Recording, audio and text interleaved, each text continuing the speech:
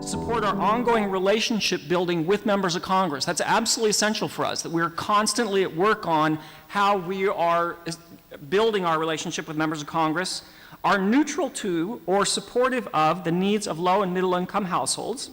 In addition to those criteria, we will consider whether and how to support any policy so as to not distract or confuse our volunteers or otherwise excessively divert our resources away from our core mission and policy goals. Note, we do not require that the policies have a high likelihood of passage. There's sometimes we may support things just because it helps that member and helps our relationship, build our relationship with that member. It might not even be market-based or carbon pricing or be mitigation focused. Now, just so you know, in these efforts that have to do with the caucus, it probably will almost never be something that we'll reach out to you with. We'll be able to do this with the DC staff. The DC staff have proven to have quite a reach with their work in Congress, and so I think it will be rare that we'll be reaching out to you, but it is something that I want you to be aware is happening behind the scenes. Okay, I want to also just go over a little bit of how the organization's structured. So, you know, as I said, we get together twice a year and we basically try and reinvent the organization again. So we have different teams that work inside the organization. We have a management team that gets together and works on how we're managing everybody. The volunteer team, which you can see has by far the most staff members assigned to it. We always understand that this is a volunteer organization and we only staff to the degree to which we can support volunteers.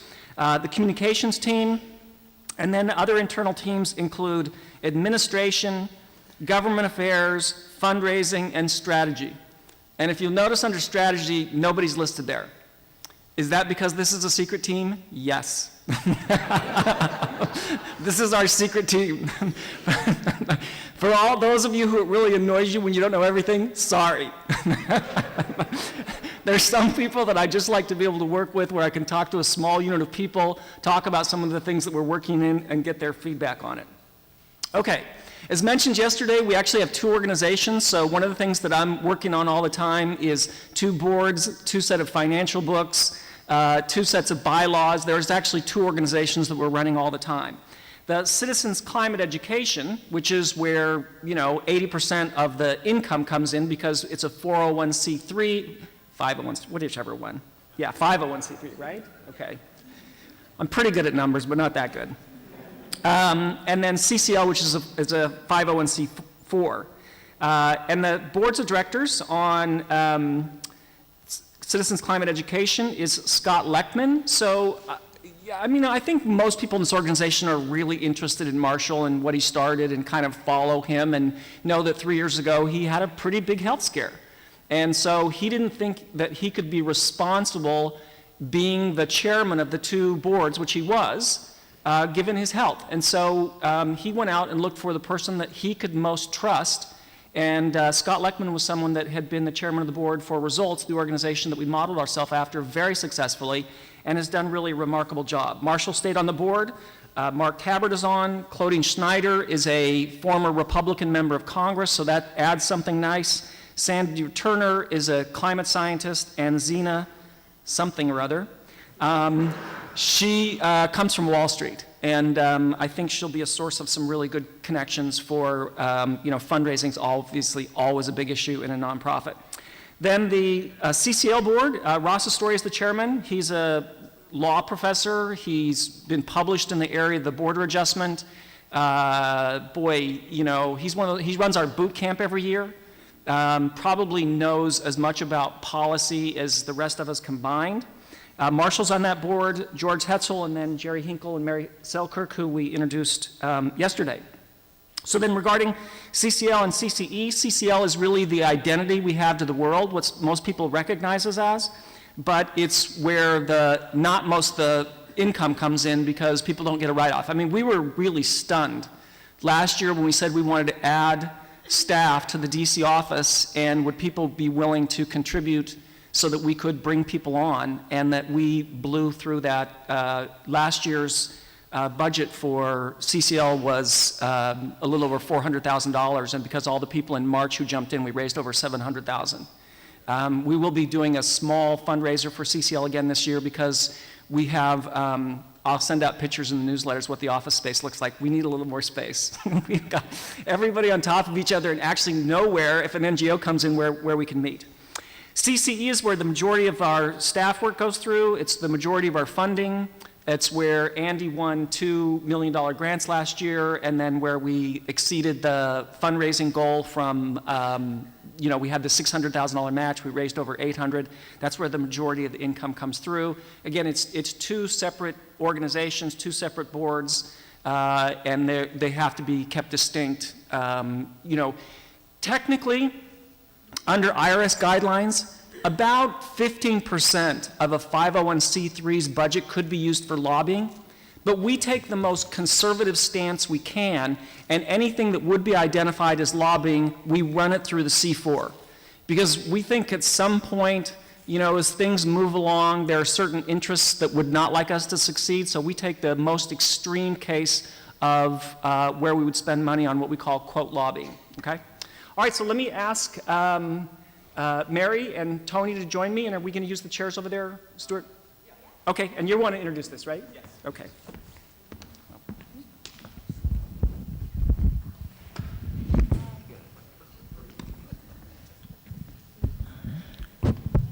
So, can you move the chairs forward to about here? Yeah, thank you. Okay, if you could share this. We'll see. All right, so this is, what we're going to be going into now is a question and answer with the CCL board. So whatever questions you have to ask. But we're going to do this in a couple different ways. So first off, there's microphones up here so you can stand up and come up and ask a question. But we're also going to be taking questions by text and online that you can just submit, because we want to be able to hear from everybody, and maybe you have a question, you're like, I want to ask this question, but I don't want to be the one asking the question right there. So you can submit it online, and I'll be watching those, and I'll be asking the board on them, so I'll be able to collect them. So if you wish to participate and want to submit a question that I'll be sorting through and asking the board, follow these instructions. You can, with a smartphone, go to that URL, or you can just text CCL NorCal, the phrase CCL NorCal, that word, to that phone number, and you'll be able to submit questions by text. All right, if you're going to ask a question at the microphones, we ask that you ask one-part question with no follow-up questions, so that we can get to as many people as possible, because we really want to be able to address as much as possible here. All right? Sound good? Any comments? Yes, I do want to point out that neither Tony nor I are on the board, but we'll be happy to answer questions also. How would you, okay, the people present, you can ask questions there. If you wish to direct them to a particular person, just include that in your question. All right, thank you. Could you begin? Sure. Good morning, Robert Mullen, Silicon Valley North Chapter. I was wondering, am I close enough? Yeah. Is that better? Yes. I'm wondering if you can tell us what each chapter can do to raise money for whatever expenses they have. This is for CCE overall, but what are some of the ways that chapters have told you, or that you know yourself, are good ways to raise money locally for local expenses? Thanks. Sure, I can answer that a little bit. So local chapters can raise money. They can't do it as a tax-deductible donation unless they were to set up their own 501c3. We don't have the resources to run those all through our central nonprofit system. So I think local chapters can do a lot of things. Some pass the hat at meetings, some do, you could do a benefit concert, you could have a raffle or an auction, or any number of different things.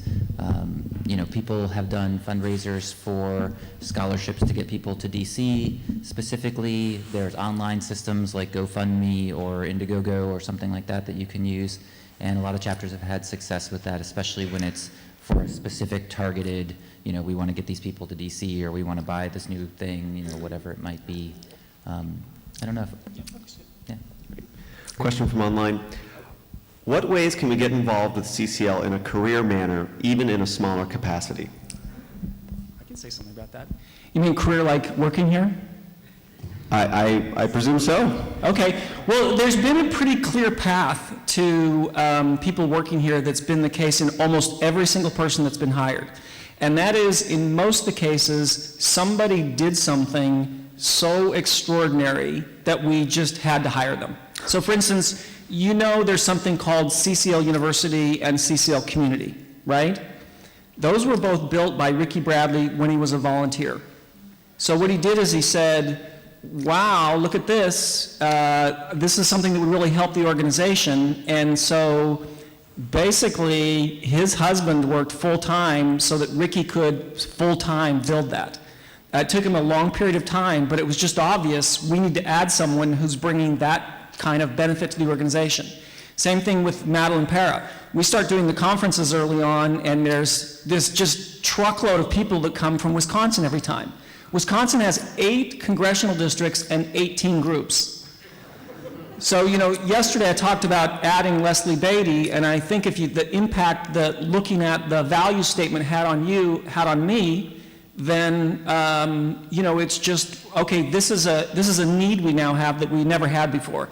The other avenue's been, we have a lot of interns that come through the office, and sometimes they just stand out so distinctly from other interns in terms of their ability to do research, initiative, you know, get things done. And again, it's because you've had a chance to work around someone for 6 months or a year.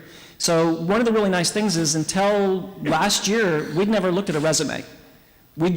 People had performed, and it was kind of like, okay, we can't go on without this person. So it's been like that so far. I hope it continues like that. 2 examples of subverting democratic process might be corporations using money to affect elections, and also lobbyists doing an end run around Big Pharma, et cetera, end run around the people in order to get congressmen and senators to vote a certain way. I love CCL, and yet we're lobbyists. So we're doing an end run around the people by trying to get CFD passed. Any comments? Okay. Sure. Thanks for that. It's a really interesting perspective.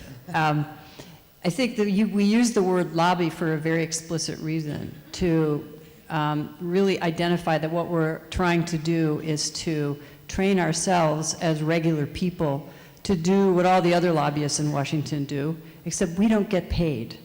And we build our capacity and we build our message based on how many people we can reach out to in our respective districts, so that we know with great confidence that when we go talk to our member of Congress and we have 50 endorsement letters and we have, you know, 12 letters to the editor in the previous month and an op-ed piece, that we feel like we do have we're speaking the voice of the people in our district. So I think that's a big difference. So. Question from online: how do the midterm elections affect our short-term strategy? He's the strategy Yeah, guy. I'm the strategy guy. So we actually, on our strategy team, it's on our agenda to talk about like what are scenario plannings. Like there's various possibilities of what could happen in the midterms, and we need to be prepared for all those possible outcomes because, you know, we won't know until November. In the short term, in terms of what's going to happen during the election process, we find that during election years, a lot of activists and advocates are focused on those elections and so are less able to focus on some of the other work that we're doing in CCL. So that's a factor, that how the midterms affect us.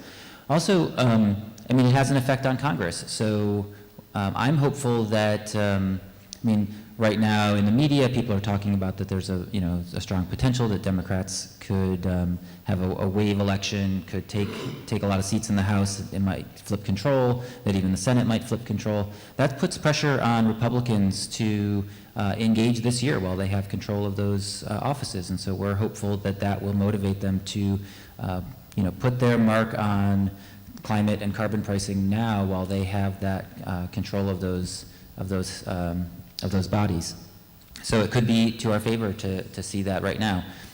Also, we'll see a lot of Republicans in swing districts who are needing to campaign on things towards the center to attract votes, and you can call that greenwashing or not, but they're basically trying to appeal to the constituents in their district, and we can see how that could potentially bring them around to really voicing pro-climate messages and maybe even taking on some of our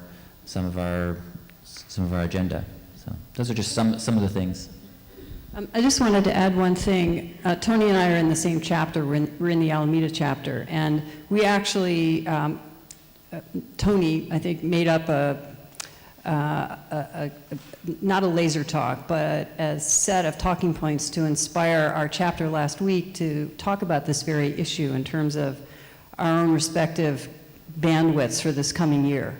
Like, you know, do we really want to focus on unseating certain Republicans or Democrats or whatever, you know, candidates that we think are not really optimally carrying our message, or do we really stick with our fundamental belief in bipartisanship? So it really yielded a pretty interesting conversation, I think, among the 40 people that were at our meeting. And I imagine every single person in this room is really pondering that, you know, because we all have only so much energy, so.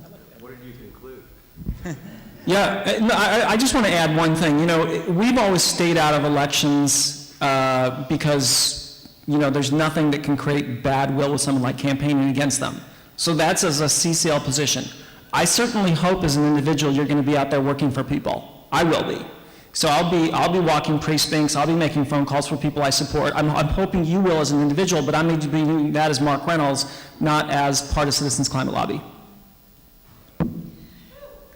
I'm really Well, just in response to who said, well, what do we conclude? We didn't conclude anything. We really, it was, you know, here's the diversity of views in the room.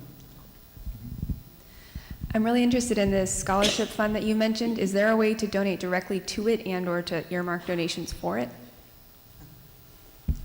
We're not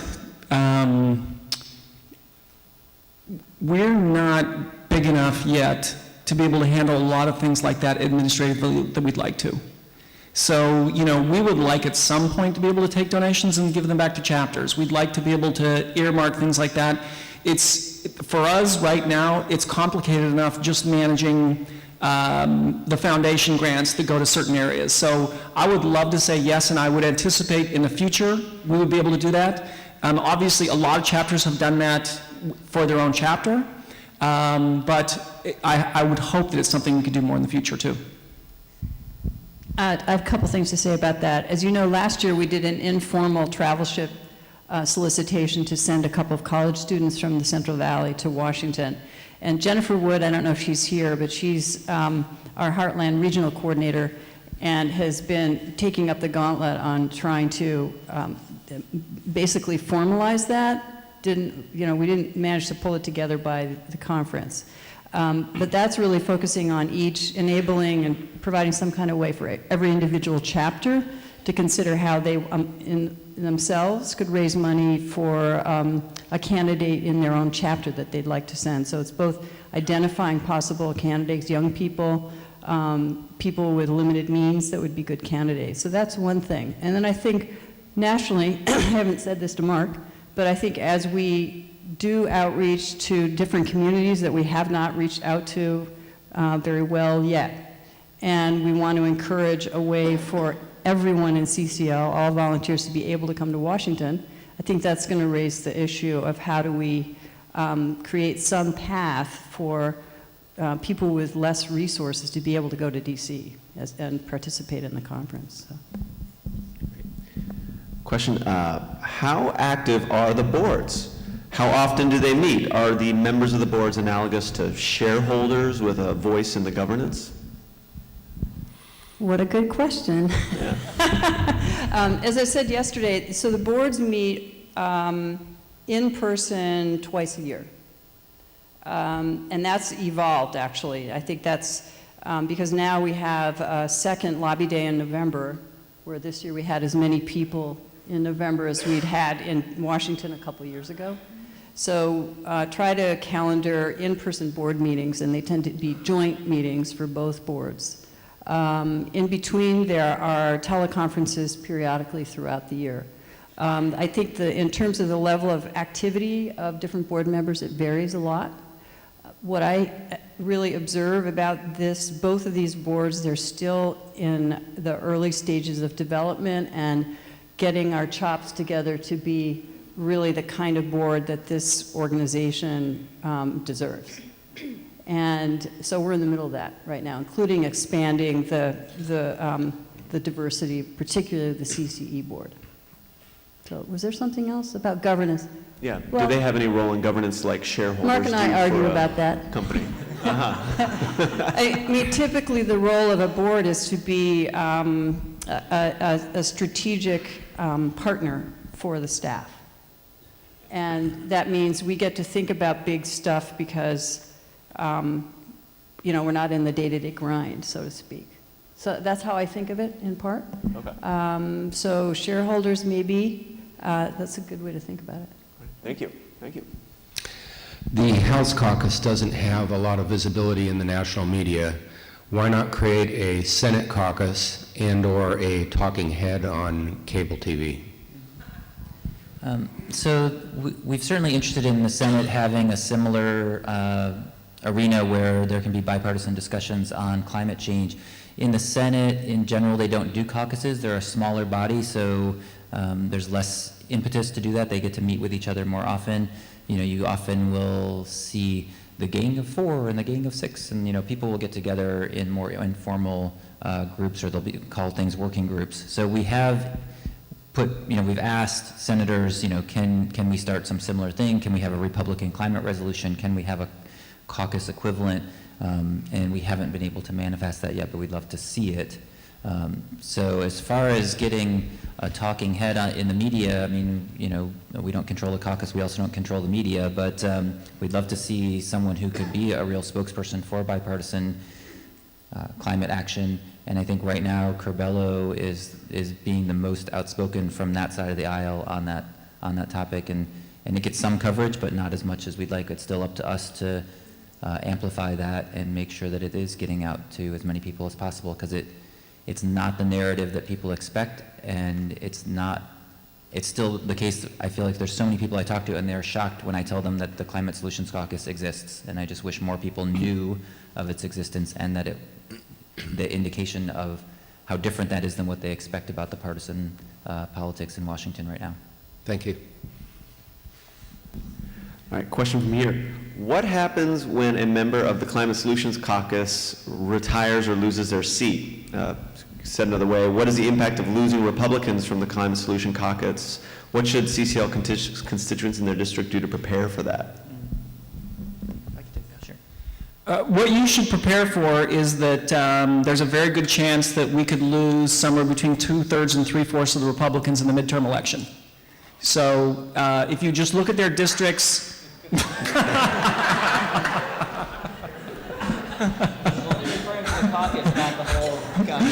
Can somebody take Peter Joseph out and talk to him? So we should be ready for that, and know that we might be in a whole new rebuilding effort at the beginning, at the end of this year. So, I mean, you know, political winds shift quickly, but that wouldn't surprise me entirely. I mean, I'm as much of a political junkie as probably everybody else here, and I read what a lot of people write, and I look at those people's districts, and there's a good chance we lose a lot of the Climate Solutions Caucus. So, you know, we've found that our ability to grow that, the rate at which it accelerates now, is really significant. So I'm not that worried about it, but as a political reality, we should be ready for it.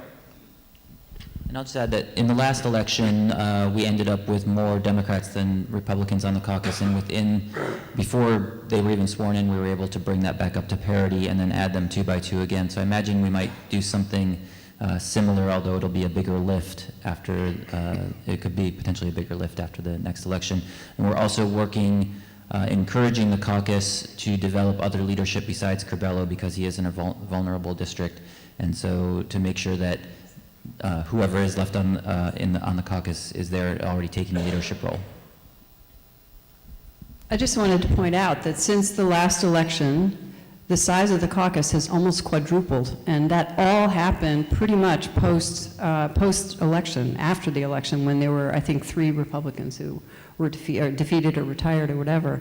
So I think we have to appreciate that there's some momentum going on that we maybe don't quite understand. But, you know, in spite of all the utter chaos of this year, there's been this exponential growth of the caucus. Steve Levin. First, thanks for your leadership. It's wonderful that we've attracted so many volunteers and substantial funding from foundations and from the match. Fantastic. Now, at some point, a donor is going to say, I have a limited pot to give to environmental causes, and I've given to CCL, but when is enough for them? I mean, why would I give another dollar to CCL and instead of another worthy environmental initiative? And particularly, I want to hear the case of how more dollars will lead to a larger marginal impact, not a slightly diminished marginal impact. Like, what do you do with even more money, and what's the case for making CCL the priority, actually even more so in the future than in the past? So I think it's good to kind of contrast us with other environmental groups that you might give money to. So I think EDF brings in about $300 million a year, Sierra Club about the same, NRDC. So they bring in hundreds of millions of dollars. If you give them $1,000, it's like clipping a little piece of your finger off, the fingernail off. If you give us $1,000, it means a whole bunch more citizens got to DC that otherwise didn't get there. So, you know, in terms of, will there be a point where people will say, I don't know how much appetite I have to give? I think that's going to depend on the results we produce. And I think we have an obligation to deliver the goods. And that we don't get an unlimited amount of time to make the case that we have the best solution. You can't just have the best solution. You also have to prove that you can create the political dynamic in which that solution is implemented. And I don't believe you get an unlimited amount of time to make that case. And I'll just say that, you know, in the ecosystem of working on climate, you know, we need people working on all channels. And so it is important that we're supporting a lot of different efforts, a lot of different organizations, state level, local level, national level. I think we're one of the only organizations working on the channel that we're working on. We're doing something special. There's no one else working at the federal level, bipartisan, working on carbon pricing. Like, we are the organization doing that. And if you believe that that is one of the ways that we're going to solve climate change, then Citizens Climate Lobby is the way to go. And so that's what I would say to any donor who's questioning. And like, are there other channels that are worthy of giving? Definitely. But you know, do you get a lot of bang for your buck in doing this? Yes, because if we're not doing this, no one else is doing this.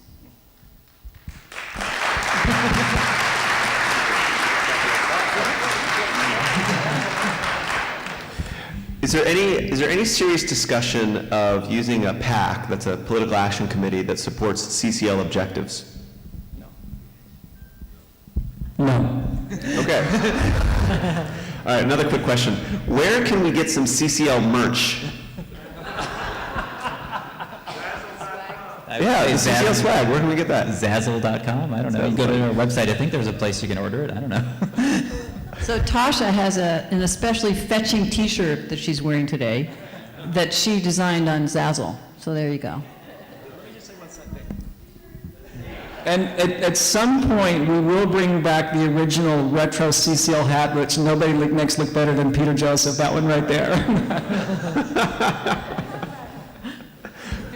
Great, thank you. All right. One of your primary foci is Grass Top's more endorsements. I've heard it said that just getting local businesses in our district, where we have supportive members of Congress, is like a waste of time. We should be focusing on the big people. I want to know about that. Okay, so 2009 was the last time we got close to passing something, right? The House passes a 1,400-page complicated Waxman Markey, but nevertheless it passes something. Go over to the Senate, try and put different things together, none of them come along. There's a political scientist at Harvard named Theda Skocpol. She writes over a 100-page criticism of why we failed, and at the heart of her criticism were two issues. One was all the support for legislation was inside the Beltway and it needed to be back home in the district. So the endorsements in the districts are absolutely essential to our success. The second piece that was really interesting is she said that anything you do to mitigate global warming is going to increase people's costs, so if the revenue from whatever kind of bill doesn't go back to households, people won't support it. So that's secondary to your question, but the first part is one of the best political scientists in our country says we don't succeed without that. Okay. Yeah. Okay. Why such a low price for CO2, $15 a ton?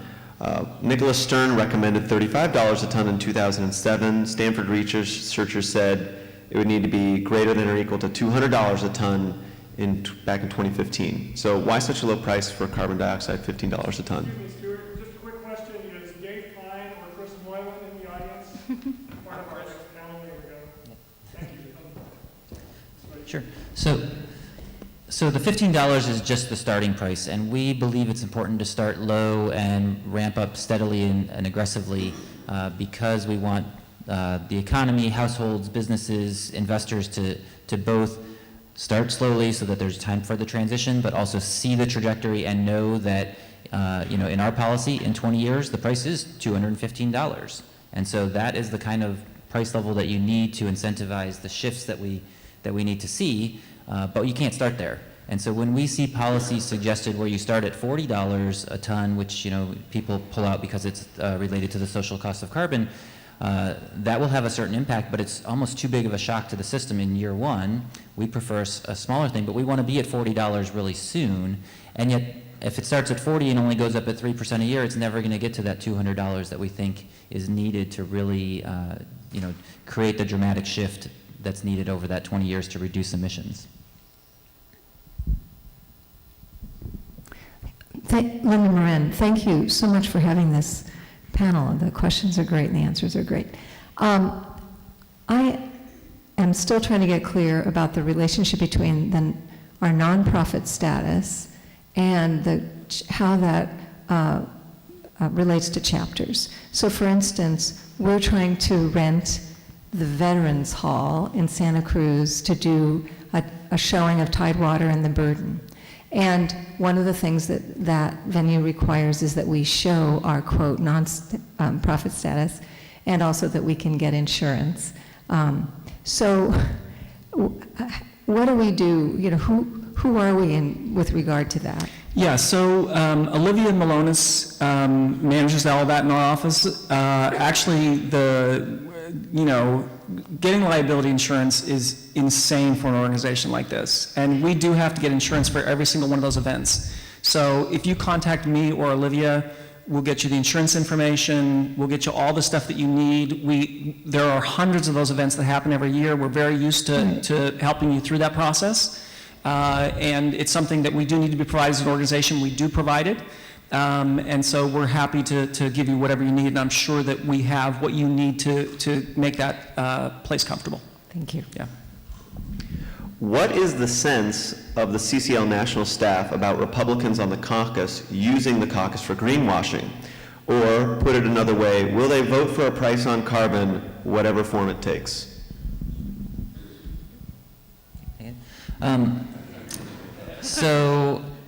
There's a lot to say about the caucus. One, you can say, maybe it is greenwashing, and isn't that frickin' awesome that Republicans think it's a good idea to proclaim their support for climate change. This is progress. They didn't want to do that 5 years ago. Now they do.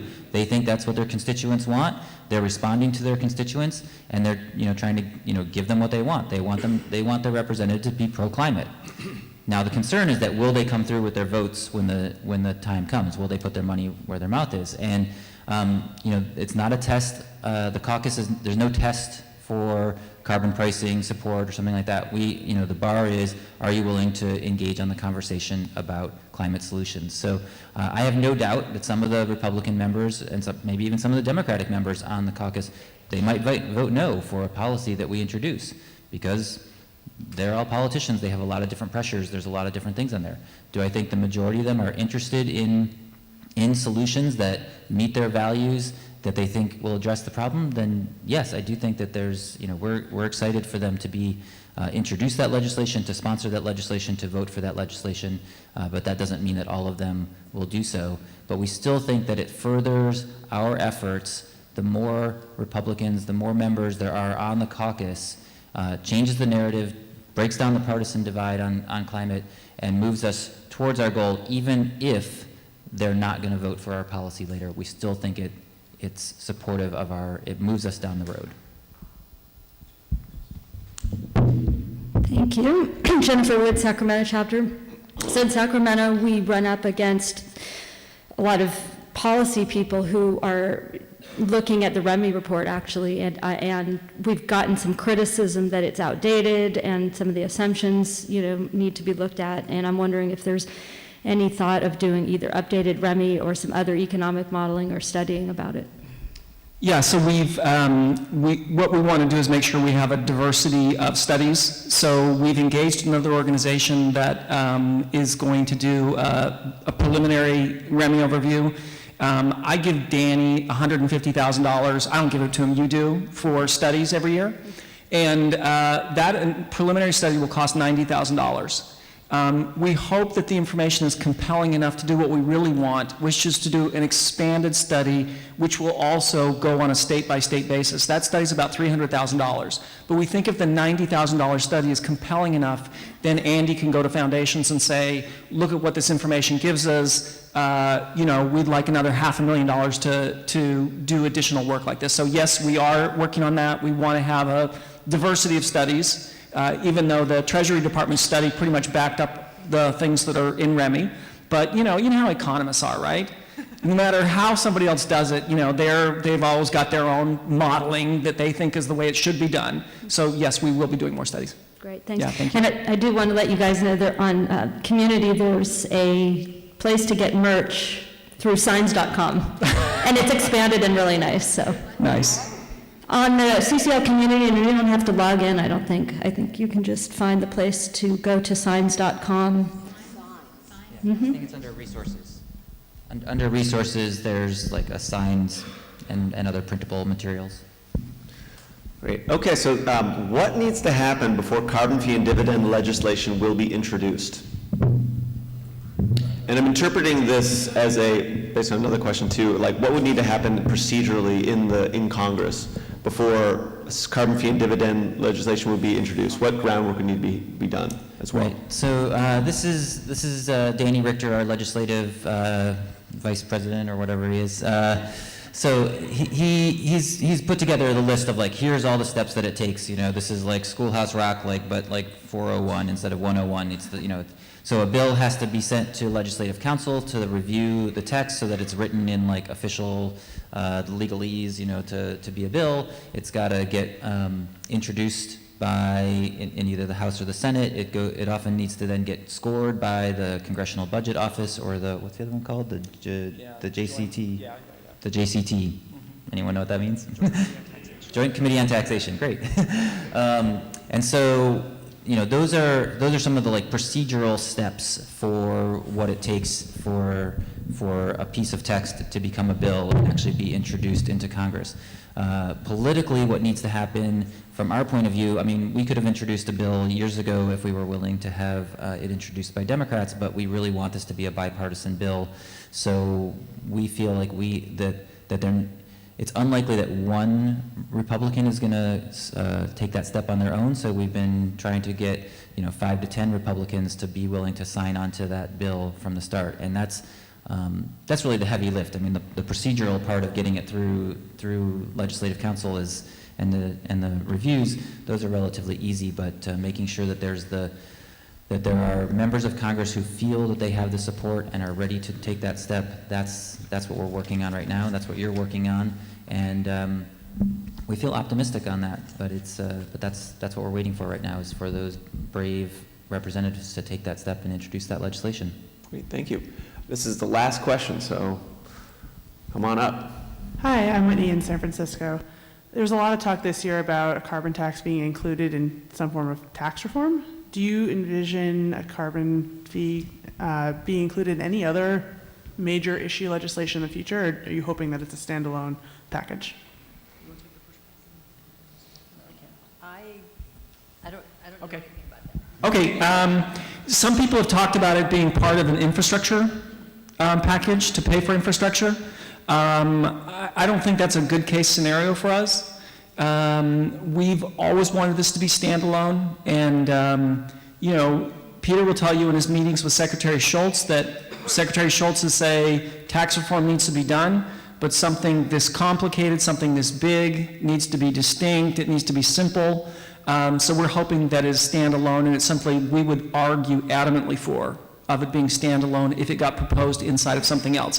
Frankly, it was a huge sense of relief to me when it did not get thrown into the tax overhaul proposal. Because I don't think if it's obvious to households that their costs are being mitigated, it's not going to last.